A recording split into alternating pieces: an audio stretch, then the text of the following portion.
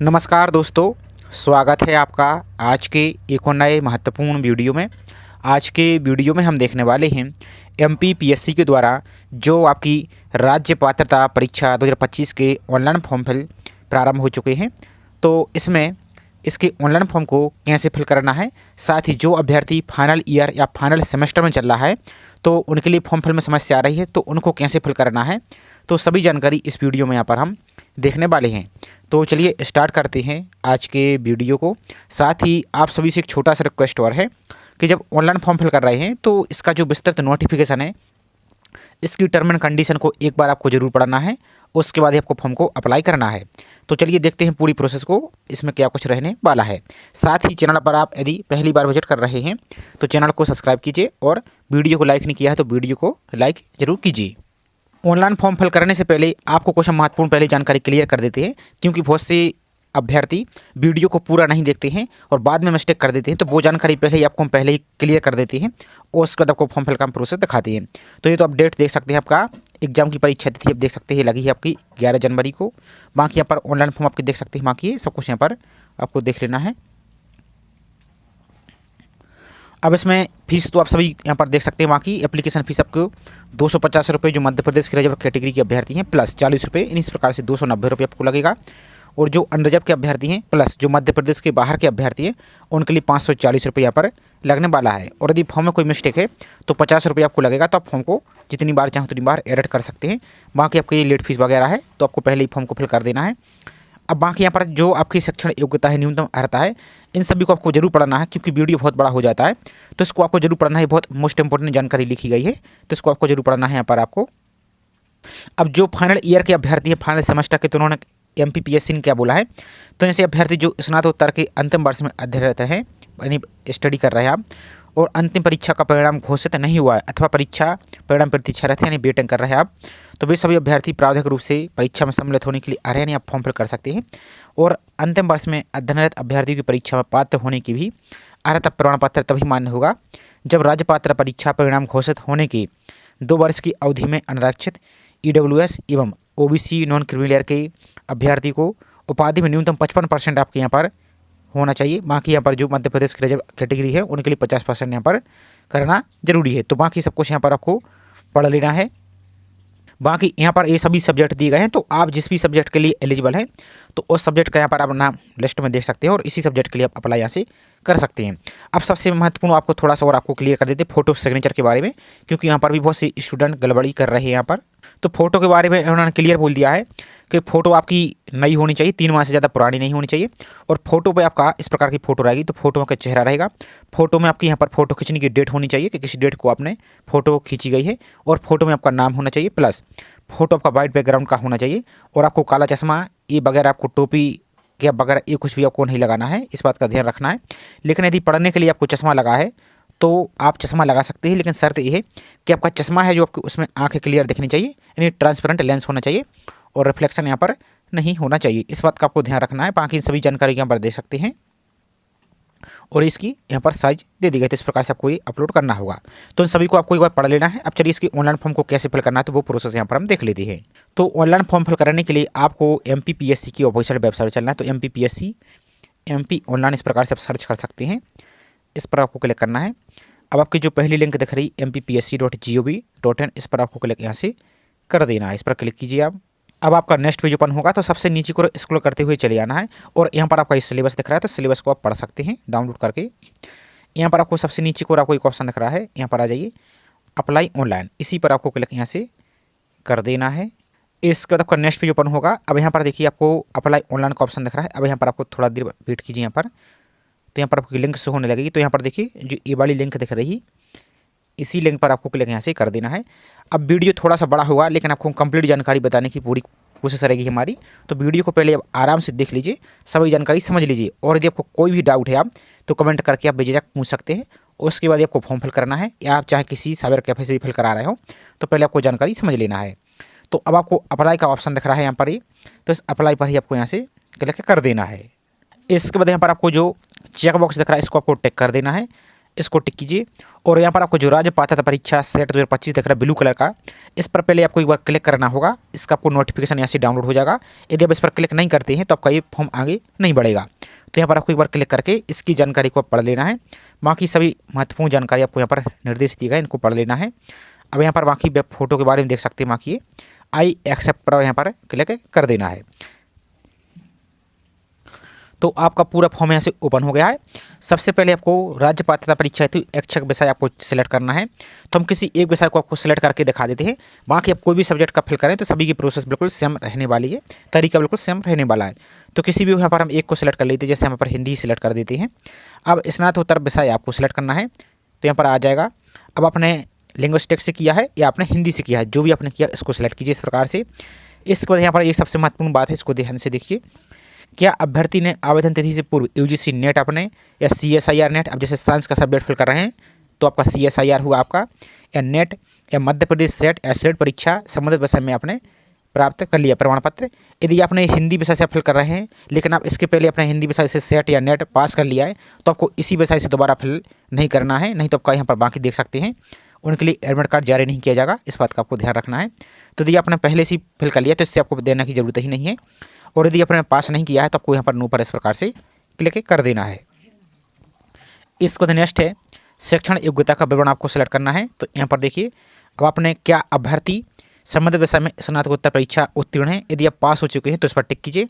अब जो अभ्यर्थी फाइनल ईयर या फाइनल सेमेस्टर में चल रहा है तो उनके लिए थोड़ी सी यहाँ पर समस्या आ रही है, तो उनके लिए आपको हम पहले दिखा देते हैं। तो यदि आप अभ्यर्थी संबंधित विषय में स्नातकोत्तर अध्ययनरत हैं या परीक्षा परिणाम की प्रतीक्षारत हैं तो इस पर आप इस प्रकार से टिक करेंगे। अब जैसे इस पर आप क्लिक कर देते हैं तो यहाँ पर देखिए चयनित अर्हता हेतु वर्ष या सेमेस्टर का आपको चुनाव करना है। अब यहाँ पर समझिए, तो आप तृतीय सेमेस्टर में हैं या चतुर्थ सेमेस्टर में है या अंतिम वर्ष में, अब जो भी आपका सिस्टम है इस प्रकार से। अब जैसे चतुर्थ सेमेस्टर में तो चतुर्थ सेमेस्टर सिलेक्ट कीजिए। आपको यहाँ पर थोड़ा सा पहले समझा देते हैं। यहाँ पर देखिए,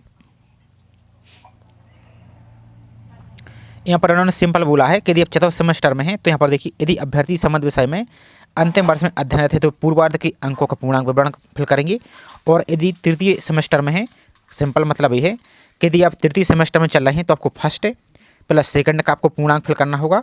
और यदि आप चतुर्थ में चल रहे हैं तो आपको first plus second plus third इनकी आपको पूर्णांक को जोड़ के यहाँ पर आपको फिल करना होगा। तो बिल्कुल सिंपल तरीका है, यहाँ पर आपको इस प्रकार से फिल करना होगा। तो यहाँ से हम कंटिन्यू कर लेते हैं। अब तो इस प्रकार से हमने देख लिया, जैसे हमने यहाँ पर चतुर्थ सेमेस्टर सेलेक्ट कर लिया, आपको सिर्फ दिखाने के लिए, और जो पास हैं तो पास का भी आपको हम दिखा देंगे। नेक्स्ट, क्या अभ्यर्थी PhD उपाधि धारक है, तो यहाँ पर आपको नो ही करना है इस प्रकार से। यदि हैं तो आप एस करेंगे, जो पास अभ्यर्थी हैं यहाँ पर एस करेंगे, यदि हैं तो, और नहीं है तो नो पर क्लिक यहाँ से करना है। इसके बाद नेक्स्ट आपकी व्यक्तिगत विवरण फिल करना है। तो आपकी सभी जानकारी 10th का जो सर्टिफिकेट है, मार्कशीट है, उसके आधार पर ही फिल करना है। तो यहाँ पर आप अभ्यर्थी का फर्स्ट नाम फिल करना है, इस प्रकार से फिल कीजिए। यहाँ पर यदि मिडिल नेम है आपका तो इस प्रकार से मध्य नाम यहाँ पर फिल कर सकते हैं। इसके बाद यदि मार्कशीट में आपका सरनेम लिखा है, कास्ट यानी लास्ट नेम, तो फिल कीजिए। यदि नहीं है तो नो पर क्लिक कीजिए। इसके बाद अपना जेंडर सेलेक्ट करना है, मेल या फीमेल जो भी, इसको सेलेक्ट कीजिए। आपकी यहाँ पर डेट ऑफ बर्थ फिल करनी है, ये बेसिक सी जानकारी, तो आप यहाँ पर आप इसको फिल कीजिए। इसका तो अपना फादर्स नेम यानी पिता का नाम फिल करना है, सेम स्पेलिंग आपको फिल करनी है। और एक बात और, आपका जैसे वोटर ID कार्ड हुआ या आधार कार्ड हुआ, उसमें कुछ कोई भी स्पेलिंग लिखी हो उससे आपको मतलब नहीं है। जो आपकी जानकारी 10th में लिखी है सेम ही स्पेलिंग आपको यहाँ पर फिल करनी है। तो यहाँ पर आपको फादर्स नेम फिल करना है, यहाँ पर अपनी मदर्स नेम फिल करना है। यहाँ पर नेक्स्ट क्या आप विवाहित हैं, यदि विवाहित है तो एस करेंगे। अब अपनी पत्नी या पति का नाम फिल करेंगे। जीवित बच्चों की संख्या पर सिलेक्ट करेंगे इस प्रकार से। बाकी क्या आपके अंतिम बच्चे जुड़वा है, इस टाइप से ये ऑप्शन आपको देना होगा। और यदि आप विवाहित हैं तो नो पर इस प्रकार से क्लिक कर देना है। नेक्स्ट है, क्या अभ्यर्थी मध्य प्रदेश का मूलवासी है, यदि मध्य प्रदेश के मूलवासी हैं तो एस करेंगे। और जो अभ्यर्थी मध्य प्रदेश के बाहर का तो वो यहाँ पर नो पर क्लिक करेंगे। तो आपको सिर्फ यहाँ पर UR से यहाँ पर काउंट किया जाएगा, आपको रिजर्वेशन नहीं मिलेगा। और जो मध्य प्रदेश के निवासी हैं तो वो एस करेंगे यहाँ से। अब आपकी यहाँ पर कैटेगरी सेलेक्ट कीजिए, SC हैं, ST हैं, OBC हैं, EWS हैं या UR हैं, जो भी आपकी कैटेगरी है इस प्रकार से आप सेलेक्ट करेंगे। जैसे ST हैं तो ST। अब आपकी जो भी कास्ट है यहाँ पर कास्ट का नाम फिल करना होगा। और यदि SC हैं तो SC भी आपको यहाँ पर कास्ट का नाम फिल करना होगा इस प्रकार से। और यदि आप OBC हैं तो OBC सेलेक्ट करेंगे। और OBC के लिए आपको क्रीमी लेयर और नॉन क्रीमी लेयर इस प्रकार से सेलेक्ट करना होगा। और आपको अपना कास्ट का नाम यहाँ से फिल करना हो। और यदि EWS है तो EWS को सिलेक्ट कीजिए, और UR से हैं तो आपको UR भी यहाँ से सिलेक्ट कर देना है। तो इस प्रकार से हम दिखाने के लिए आपको OBC non creamy layer select कर देते हैं। अब आपकी जो भी कास्ट है, ये कास्ट का नाम फिल कर देना है। नेक्स्ट है जो मध्य प्रदेश सरकार का स्थायी जाति प्रमाण पत्र है, उसकी आपको जानकारी यहाँ से फिल करनी होगी। तो जारीकर्ता का पद नाम, तो जैसे आपका SDO के द्वारा इशू हुआ है तो SDO, किस जिले से आपका इशू हुआ है, तो इस सिर्फ आपको सैंपल के लिए शो कर रहा है। तो जो भी आपका जिला है इसको सेलेक्ट कीजिए। आपका सर्टिफिकेट नंबर यहाँ पर फिल करना है, और यहाँ पर किस डेट को आपका ये जारी हुआ था, जारी होने की दिनांक यहाँ से फिल कर देनी है। इसके बाद नेक्स्ट है कि अभ्यर्थी न्यूनतम 40% या इससे अधिक दिव्यांग है, यदि आप हैं तो यस करेंगे। फिर आपको यहाँ पर क्या अभ्यर्थी को दिव्यांगता प्रमाण पत्र सक्षम चिकित्सा प्राधिकारी जिला चिकित्सालय मंडल द्वारा जारी किया गया है, इस प्रकार से यदि किया गया है तो यस करेंगे। आपको डिसेबिलिटी की कैटेगरी सेलेक्ट करनी होगी कि किस प्रकार की डिसेबिलिटी यहाँ पर है, और यहाँ पर सर्टिफिकेट नंबर और जारी होने की दिनांक, ये सब कुछ आपको यहाँ पर फिल करना होगा। और यदि डिसेबल नहीं है तो नो पर इस प्रकार से क्लिक करेंगे तो आपके ये ऑप्शन क्लोज यहाँ से हो जाएंगे। इसके बाद नेक्स्ट है क्या अभ्यर्थी कभी सेवा से पृथक करने के दंड से दंडित किया गया है, यदि किया गया है तो यस, नहीं तो नो पर क्लिक करना है। नेक्स्ट है क्या अभ्यर्थी के विरुद्ध कोई आपराधिक प्रकरण लंबित है, यदि है तो यस करेंगे और नहीं है तो नो पर क्लिक करेंगे। इसके बाद नेक्स्ट है क्या अभ्यर्थी आयोग की किसी परीक्षा अथवा चयन की विवर्जित अवधि में है, यदि किया गया कभी डेबर तो यस करेंगे, नहीं तो नो पर ही इस प्रकार से क्लिक करना है। इसके बाद नेक्स्ट आपका एग्जाम सेंटर, तो 4 एग्जाम सेंटर दिए गए हैं, तो आपने सुविधा अनुसार यहाँ पर एग्जाम सेंटर को यहाँ से आप सेलेक्ट कर सकते हैं। इसके बाद नेक्स्ट है आपका एजुकेशन क्वालिफिकेशन डिटेल्स, तो यहाँ पर आपको 10th की जानकारी फिल करनी होगी इस वाले बॉक्स में।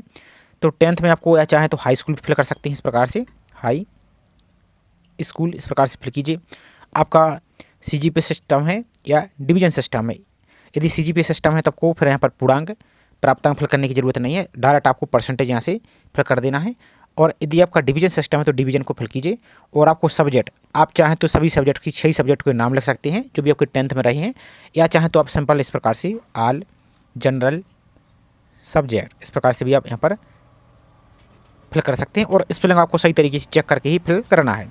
यहाँ पर आपको पूर्णांक फिल करना है, जो भी आपके पूर्णांक थे वो फिल कीजिए। यहाँ पर आपको पूर्णांक फिल करना है, 10th में जो भी आपके पूर्णांक थे वो फिल कीजिए। यहाँ पर आपको प्राप्तांक फिल करना है, यहाँ पर आपको जो भी आपके प्राप्तांक थे वो प्राप्तांक फिल करना है। यहाँ पर परसेंटेज कैलकुलेट होकर यहाँ से आ जाएंगे। आपका डिवीजन सेलेक्ट करना है, जो भी आपका डिवीजन है। बोर्ड का नाम आपका CBSE है या अदर स्टेट बोर्ड है या MP बोर्ड है, जो भी है इस प्रकार से फिल कीजिए। इतनी जानकारी आप बेशक से फिल कर सकते हैं। और इसको दफा उत्तीर्ण वर्ष यानी पासिंग ईयर 10th का फिल करना है, यहाँ पर अपना रोल नंबर फिल कर देना है। इसके बाद नेक्स्ट आपका इंटरमीडिएट हायर सेकेंडरी या डिप्लोमा या 11th आपका जो बोर्ड है वो इनमें से जो भी आपके पास है इसको फिल कीजिए। जैसे 12th है तो आप यहाँ पर हायर सेकेंडरी भी लिख सकते हैं, इस प्रकार से हायर सेकेंडरी इस प्रकार से लिख सकते हैं, या आप चाहें तो इंटरमीडिएट भी लिख सकते हैं। यहाँ पर देख लीजिए, कोई समस्या यहाँ पर नहीं है। वही आपको डिवीजन सिस्टम या CGPA सिस्टम जो है वो फिल कीजिए। आपके फिर सब्जेक्ट का नाम फिल करना है, तो 12th में आपके कौन कौन से सब्जेक्ट रहे हैं आप सभी को यहाँ पर इस प्रकार से फिल कर सकते हैं। एक सब्जेक्ट का नाम फिल कीजिए, स्पेस दीजिए, कॉमा आपको नहीं लगाना है। इसके बाद आपका हिंदी, इंग्लिश, आपका जो भी रहा हिस्ट्री, पॉलिटिक्स, इकोनॉमिक्स, जो भी आपका सब्जेक्ट रहा है इस प्रकार से फिल करना है। आपके पूर्णांक, जो भी आपका पूर्णांक है इस प्रकार से फिल करना है। प्राप्तांक आपको कितने प्राप्त हुए हैं इस प्रकार से आपको फिल कर देना है। यहाँ पर परसेंटेज कैलकुलेट होकर यहाँ से ऑटोमेटिक आ जाएंगे। इसका अपना डिवीजन फर्स्ट है, सेकंड है या थर्ड है, बोर्ड का नाम आपको, पासिंग ईयर आपको और रोल नंबर, इतना आपको फिल कर देना है। इसके बाद नेक्स्ट आपकी ग्रेजुएशन की जानकारी देनी होगी। तो स्नातक, अब इनमें से आप क्या की है, जैसे BA की है तो इस प्रकार से BA फिल करेंगे। आपको यहाँ पर आपका डिवीजन सिस्टम था या ग्रेड या CGPA सिस्टम था, जो भी था इसको सिलेक्ट कीजिए। आपके सब्जेक्ट, आपके मेजर सब्जेक्ट BA में ग्रेजुएशन में कौन कौन से रहे तो वो फिल कीजिए। जैसे फॉर एग्जाम्पल के लिए आपका था जैसे हिस्ट्री, पॉलिटी, आपका हिंदी, इस टाइप से जो भी आपके सब्जेक्ट रहे, ये सब आपको दिखाने के लिए बता रहे हैं सैम्पल के लिए। इस प्रकार से जो भी आपके मेजर सब्जेक्ट रहे हैं BA में वो सभी के नाम यहाँ से आप फिल कीजिए। इसके बाद अपना पूर्णांक सिस्टम, प्राप्तांक आपको, परसेंटेज, डिवीजन, अपनी यहाँ पर आपका यूनिवर्सिटी का नाम यहाँ से फिल कर देना है, जो भी आपकी यूनिवर्सिटी है। यहाँ पर आपका पासिंग ईयर और ये रोल नंबर, इतना काम आपको कर देना है। अब यहाँ पर देखिए, यदि जो अभ्यर्थी फाइनल ईयर, फाइनल सेमेस्टर में चल रहा है, यहाँ पर देखिए तो आपको हमने पहले ही बताया था, आपको दोबारा फिर क्लियर कर देते हैं कि इन्होंने, जैसे हमने ऊपर ये आपको दिखा दी थोड़ा सा, ताकि आपको सभी डाउट यहाँ से क्लियर होते चले। तो जैसे हमने मान लीजिए यहाँ पर 4th सेमेस्टर है, यहाँ पर रनिंग में फिल किया है, तो अब आपको इस स्थिति में क्या फिल कराना होगा आपको हम दिखा देते हैं थोड़ा सा। अब जैसे यहाँ पर MA, अब MA की है तो आपको यहाँ पर विषय में आपको MA फिल करना है। यहाँ पर आपका ग्रेड सिस्टम है या CGP सिस्टम है, जो भी उसको सेलेक्ट कीजिए।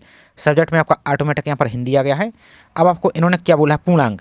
तो पूर्णांक के लिए इन्होंने क्या बोला है कि जैसे हम 4th सेमेस्टर फिल कर रहे हैं तो आपको फर्स्ट का प्लस सेकंड का प्लस थर्ड का, इन तीनों के आपको पूर्णांक पहले काउंट कर लेना है।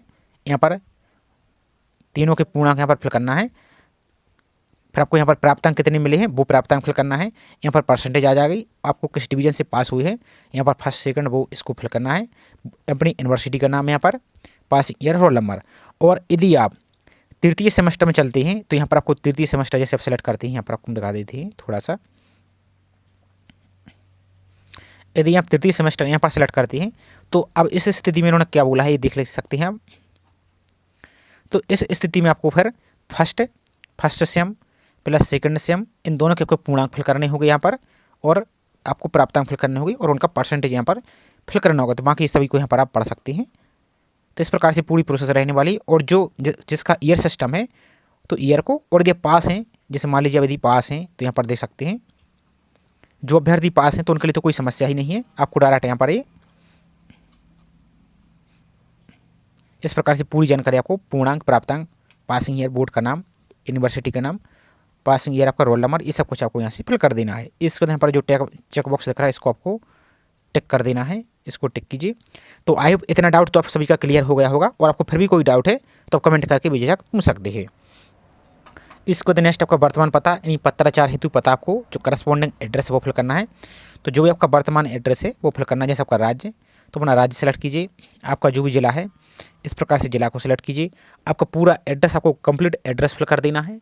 आपका पिन कोड फिल कर देना है और लैंडमार्क आपको यहाँ पर फिल कर देना है। इसके बाद नेक्स्ट है स्थायी पता, जिसके आपके लीगल आपके डॉक्यूमेंट हैं, आपके ओरिजिनल डॉक्यूमेंट है जो, वो पूरा एड्रेस फिल करना है।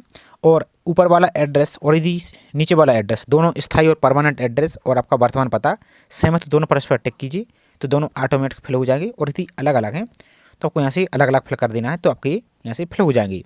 तो इतनी जानकारी आप फिल कर सकते हैं। इसके बाद नेक्स्ट आपकी फ़ोटो और सिग्नेचर। अब फोटो सिग्नेचर आपको गलती नहीं करनी है, आपको जैसा हमने पहले ही बता दिया था।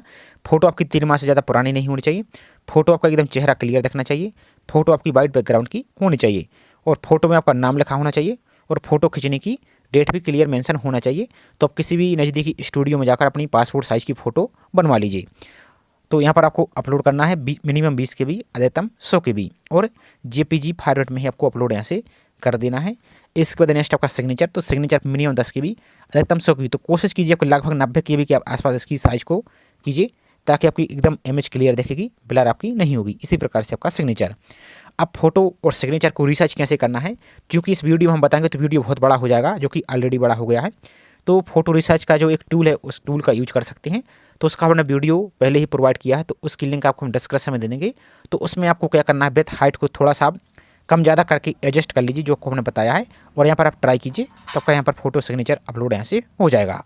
तो जैसे आप फोटो और सिग्नेचर को अपलोड करते हैं तो एक काम और आपको कर लेना, क्या आपकी जो फाइल नाम होती है तो यहाँ पर आपको दिखेगी। तो जैसे हमने फॉर एग्जांपल के लिए यहाँ पर शॉर्ट में कुछ भी लिख दिया जैसे यहाँ पर, तो इसी प्रकार से आपका यदि फाइल में कुछ भी नाम लिखा है तो उसको पहले रिमूव कर देना है, और आपको शॉर्ट में कुछ भी इस प्रकार से लिख देना है।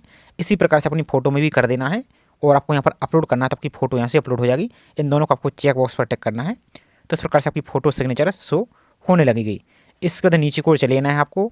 यहाँ पर आपको जो आपका सक्रिय मोबाइल नंबर है, चालू मोबाइल नंबर ही फिल करना है, और यहाँ पर आपकी जो सक्रिय ईमेल आईडी वो आपको यहाँ से फिल कर देनी है। और ईमेल आईडी और मोबाइल नंबर आपको सही होना चाहिए, नहीं तो बाद में आपको समस्या होगी और आपका फॉर्म भी एडिट नहीं होगा, क्योंकि एडिट करने के लिए आपको रजिस्टर्ड मोबाइल नंबर पर OTP आता है। OTP जब फिल करेंगे तभी आपका फॉर्म एडिट के लिए ओपन होगा।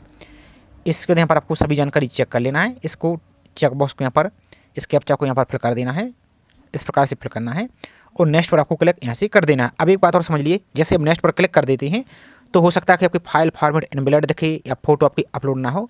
तो जो हमने रिसर्च का वीडियो है उसकी लिंक आपको डिस्क्रिप्शन में दे दी, तो उसको आप देख लीजिए।